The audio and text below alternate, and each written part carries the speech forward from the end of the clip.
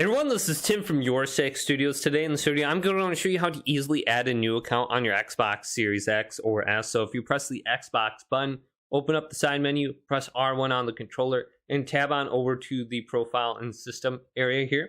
And then scroll on down till we get to add or switch. So if we go to this, we can go on down to where it says add new. So if we select add new right here, we can enter in a new email address and sign into another Xbox Live account.